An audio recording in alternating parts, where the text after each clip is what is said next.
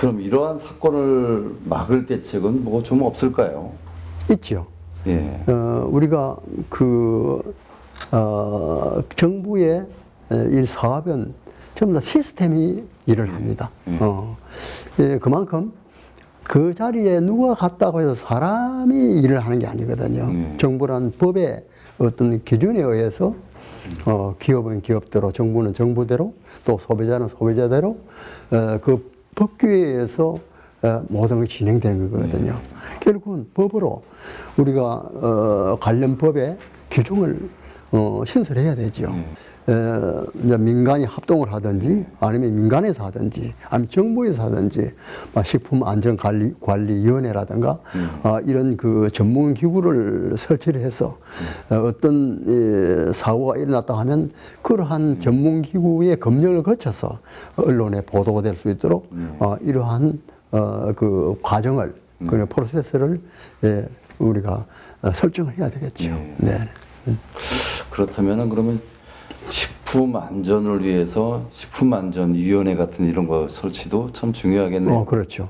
예. 그러니까 관련 규정이 있어야 되고, 그 다음에 어떤 사고가 일어났을 때 그것을 수행할 수 있는, 검증할 수 있는, 관리할 수 있는 그런 기구가 있어야 되는 거지요. 그렇죠. 그래서 거기에는 정부에서 하든지 민간에서 하든지, 그렇다면 정부가 한다면은 뭐 식품안전처에 둔다든가 아니면 총리실에 둔다든가 아니면 청와대에 둔다든가, 민간에서 둔다면은 예를 들어서 뭐 사단법인이나 재단법인이나 이 법인을 설치해서 거기서 전문적으로 관리할 수 있는 그런 기능을 둬야 되죠. 네네. 국민의 안전 먹거리 위해서는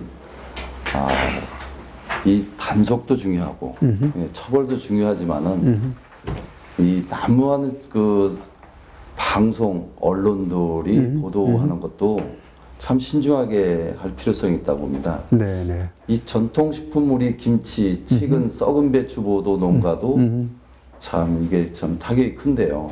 이렇게 되면 이 어려워진 농가들도 있고 또 이 김치 사건으로 이 회사가 폐업을 함으로써 이 약 50여 명의 그 근로자들이 지금 실업자가 되었습니다.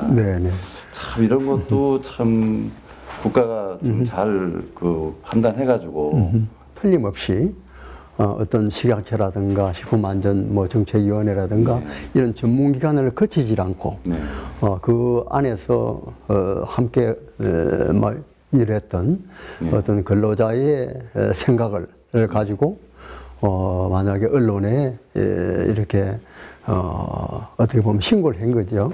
했는데 이것을 언론기관에서 어떤 검증한 것도 아니고 바로 보도를 하다 보니까 국민들 입장에서는 전부 다 그 회사 김치는 썩은 배추로 이 김치를 담았다 이렇게 생각하고 있지 않습니까?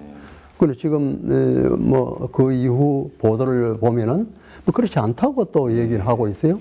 그럼 국민들은 다 소비자들은 그렇게 생각하고 있는데 이것을 어떻게 지금 아니라 믿을 사람 또 누가 있겠어요?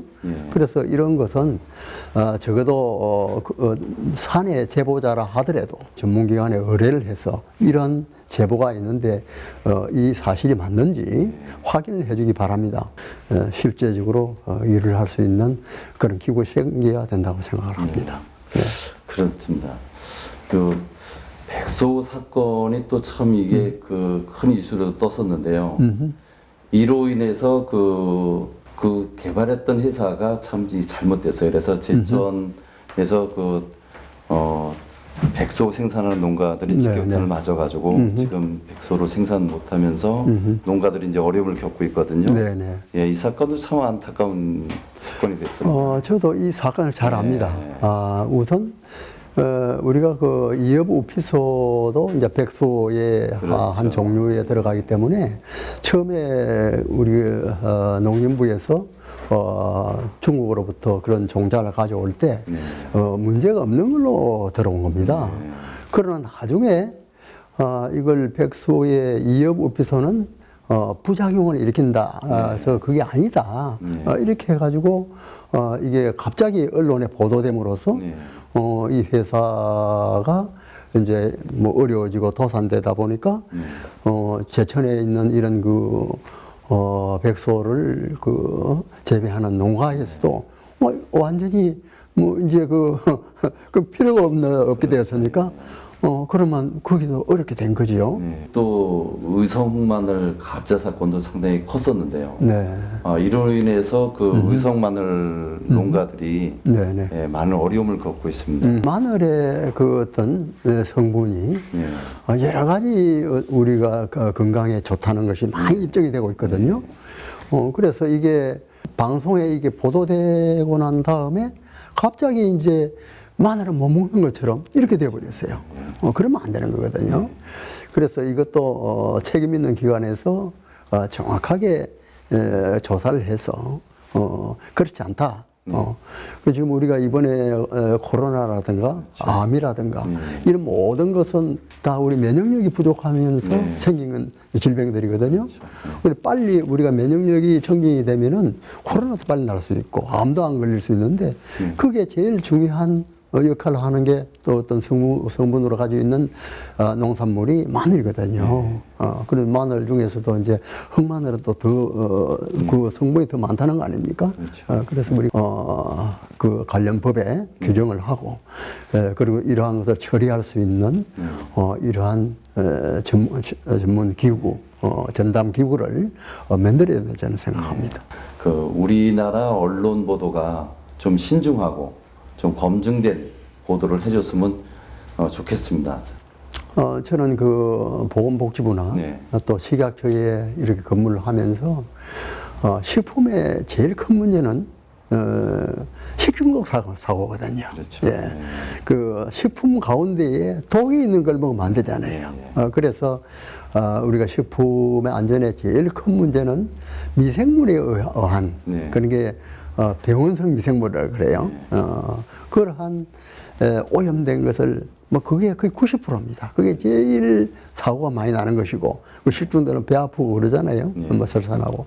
그 다음에 이제 화학, 농약이 됐던 다른 기타 이러한 그 독성, 화학, 약품에 오염된 이런 식품이에요. 그리고 이제 이물질을 해가지고 물리적인 이러한 것들이 식품에 혼입되었을 때, 그때 이 식품은 위험한 거거든요. 우리 농산물을 재배할 때 GAP 제도, 우수 농산물 제도가 있고, 식품을 가공할 때도 해썹 제도를 해가지고 GMP 시설에서 안전한 그런 시설에서 식품을 가공할 수 있는 그런 시스템이 되어 있는 거거든요. 그리고 과학적 관리 제도입니다. 그래서 우리의 농장에서는 GAP를 하고 전 식품 이 과정에서는 해썹 제도를 도입하면 우리 식품은 안전한 겁니다. 그렇죠. 우리나라는 적어도 미국과 거의 같은 시기에 해썹 제도를 도입했고, 그 뒤에 또 GAP가 좀 늦긴 했습니다만은, 지금 GAP도 아마 농촌에서 많이 도입하고 있는 걸 저는 알고 있는데, 그래서 앞으로 우리가 이 식품의 안전에 대해서는 농산물이 됐든 가공식품이 됐든 간에 과학적인 관리 제도를 확실하게 우리가 적용을 해서 식품을 재배하고 생산하느냐 에 따라서 우리가 해야 되지. 우리가 이처럼 무책임하게 말이죠. 우리가 제대로 검증도 되지 않은 것을 갖다가 언론에 제보해가지고 언론은 그것을 제대로 또 확인도 안 하고 바로 이렇게 국민들에게 확실한 것처럼 이렇게 보도를 해버리면 이게 원상복구가 되지 않는 거예요. 그래서 앞으로는 우리가 이제 더 이상 이 식품 안전 사고가 이렇게 무책임하게 제보가 되고 보도가 되고 또 국민들이 인식되는 이런 현상은 없어야 됩니다. 함께 살펴본 식품 안전사고 이대로 좋은가라는 주제에서 우리는 많은 것을 느꼈습니다. 앞으로 이와 같은 식품 안전사고의 후유증을 다시 반복하지 않기 위해서는 언론에 식품 안전 사고가 제보될 때에는 반드시 사전에 검증할 수 있는 법적 근거 규정을 마련해야 하겠습니다. 아울러 식품 안전 관리 기구를 정부에 또는 민간기구를 설치해서 이를 수행할 수 있는 장치를 해야 하겠습니다.